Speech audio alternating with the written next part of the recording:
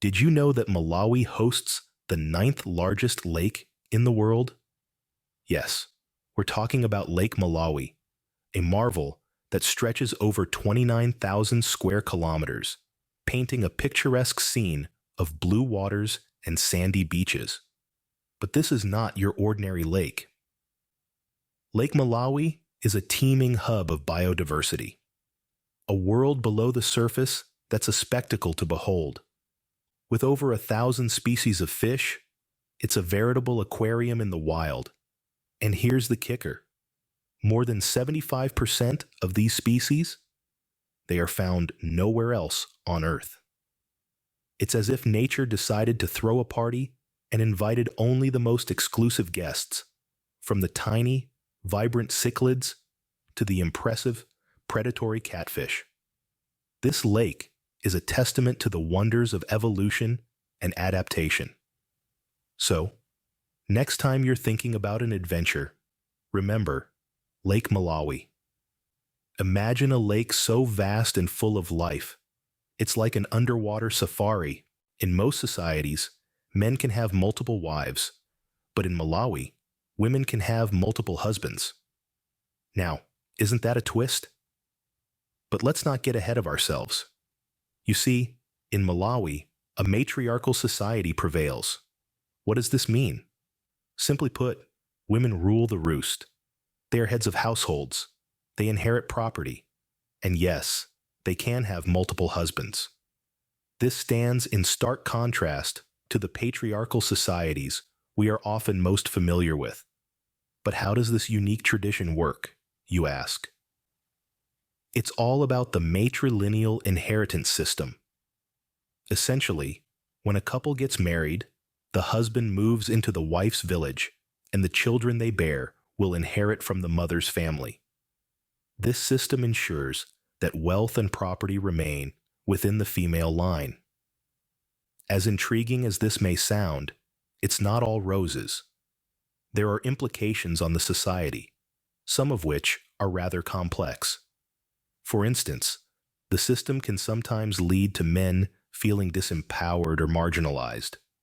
On the other hand, it can also foster a sense of unity and cooperation within the extended family, as everyone works together to maintain the family's wealth and status. And what about the husbands?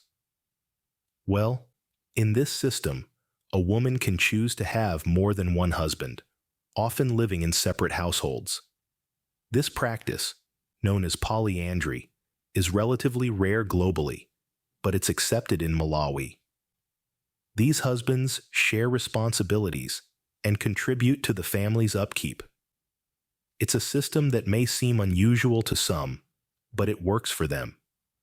So we see that in Malawi, women don't just rule the home, they rule the society. They have the power to make decisions that affect their families and their communities. They are the custodians of their lineage and the carriers of their culture. Indeed, the women of Malawi are a testament to the saying, "Who run the world? Girls." Or in this case, "Who run Malawi? Women." So, next time you hear about a matriarchal society, remember the women of Malawi, because in Malawi, it's the women who wear the pants in the family. Malawi is known as the warm heart of Africa, and it's not because of its climate. This nickname wasn't coined because of the nation's tropical weather or its location near the equator. No, it's a reflection of something far more enduring and heartfelt. The character of the Malawian people themselves. When you set foot in Malawi, you're not just entering a country, but you're stepping into a community that greets strangers with smiles as wide as the Lake Malawi itself. A community that opens its arms to the world, offering hospitality that's as warm as the African sun. The warmth of their hearts is the true climate of Malawi, making every visitor feel at home. Here, in the bustling markets, the tranquil villages, and the vibrant cities, you'll find a people who embody the essence of Ubuntu, an African philosophy that speaks to the interconnectedness of all humanity. In Malawi, a stranger is just a friend you haven't met yet.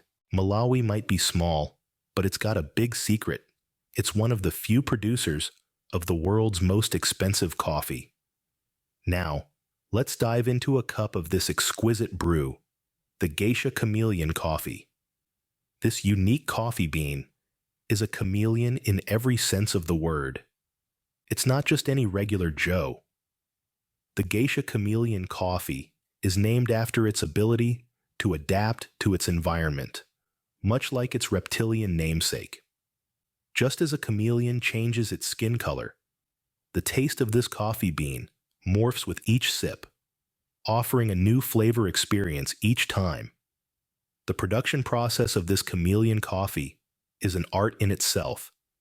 It's a labor-intensive process, starting with the hand-picking of the finest, ripest coffee cherries. These cherries are then naturally sun-dried, coaxing out the unique flavors that make this coffee so special. But that's not all. The final step involves a meticulous sorting process where only the best beans are selected for roasting. This attention to detail ensures that only the highest quality beans make it into your cup, making it a rare and sought-after gem in the coffee world.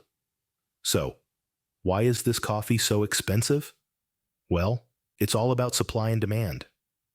The Geisha Chameleon Coffee is produced in limited quantities, and the meticulous process involved in its production further reduces its availability. But it's not just about scarcity. The complex flavor profile of this coffee, which ranges from floral and fruity notes to a sweet, tea-like finish, is what makes it so desirable. Now imagine sipping a cup of this exquisite brew, the taste evolving with each sip, revealing new layers of flavors. It's not just a cup of coffee, it's an experience, a journey of taste that takes you through the lush landscapes of Malawi, right from the comfort of your home. So next time you're feeling adventurous and want to try something different, remember this little African secret. For coffee lovers, a cup of Malawi's Geisha Chameleon is a must-try. While football is popular in Malawi, it's not the national sport. Now, that might have you raising an eyebrow, but hold on to your hats, folks, because Malawi's national sport is a bit of a brain teaser. It's Bao, a complex and captivating board game that's been a part of the Malawian cultural fabric for centuries. Bao, also known as Mancala in some circles, is more than just a game. It's a social event, a communal gathering, and an intellectual exercise all rolled into one. Picture this: a wooden board with rows of pits, each filled with seeds or small stones. The goal? Outsmart your opponent by strategically moving these seeds around the board. Think chess, but with a distinctly African flavor. But Bao isn't just about flexing your strategic muscles. It's a game deeply rooted in Malawian culture and tradition. It serves as a bridge between generations, with rules and strategies passed down from elder to youth. It's a symbol of community and camaraderie, with matches often drawing large crowds of spectators who cheer, debate moves, and revel in the competitive spirit. In a world dominated by digital distractions, Bao is a testament to the enduring allure of traditional pastimes. It's a game that requires patience, foresight, and a good dose of cunning. But more than that, it's a game that brings people together, fostering a sense of unity and shared identity. As you stroll through the bustling markets of Lilongwe or the tranquil villages on the shores of Lake Malawi, you'll likely come across groups huddled around a Bao board, their faces etched with concentration, their hands deftly moving seeds in a rhythmic dance of strategy and anticipation. So next time you find yourself in Malawi, why not join in a game of Bao? Who knows, you might just discover a new passion. And remember, In this corner of the world, it's not about the swiftest foot or the strongest arm. It's about the sharpest mind. Forget football. In Malawi, bow is the name of the game. In Malawi, funerals are not just about mourning. They're also about dancing. Now, let's delve into the cultural fabric of this fascinating nation.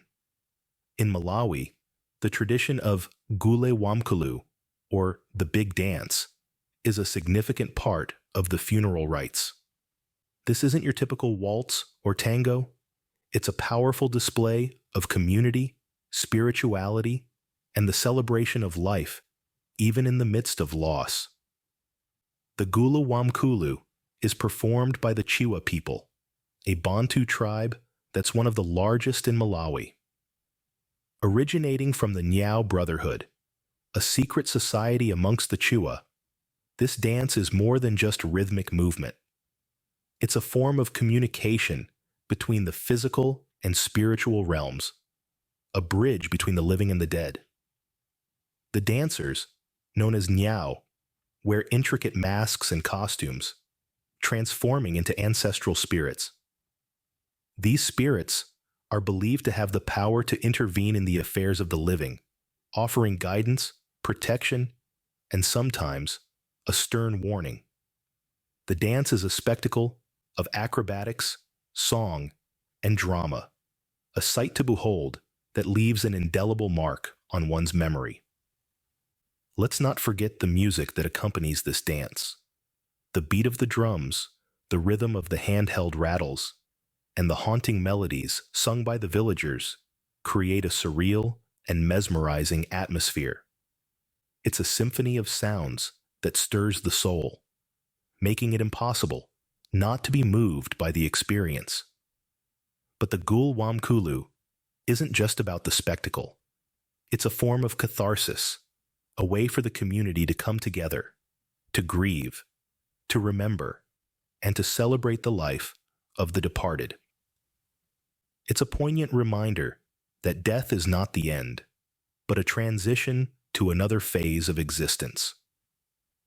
In a world where death is often shrouded in fear and sadness, the Gule Wamkulu offers a different perspective.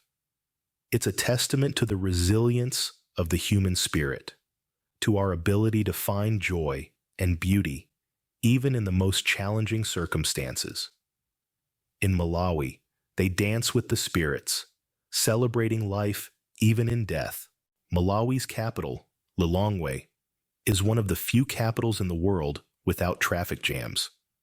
Now let that sink in for a moment. In a world where the hustle and bustle of city life is often synonymous with bumper-to-bumper traffic and honking horns, Lilongwe stands as a breath of fresh air. In this unique city, the roar of engines is replaced by the gentle hum of bicycle wheels spinning and the soft patter of footfalls. Here, bicycles rule the road, and pedestrians are kings and queens of the streets. There's a certain charm to this way of life, where the pace is slower and the day is measured not in minutes rushed by, but in meaningful encounters and experiences. This lack of cars doesn't mean that Lilongwe is a sleepy city. Oh no. The streets are still lively and bustling, brimming with energy, only it's a different kind of energy. You see, in Lilongwe, the people aren't just rushing past each other, they're engaging, interacting, and connecting in a way that's rare in most modern cities. And let's not forget the environmental benefits. With fewer cars on the road, Lilongwe boasts cleaner air and quieter streets. It's a city that truly embraces the green lifestyle, and it's all the better for it. The dominance of bicycles and foot traffic also impacts the city's layout and design.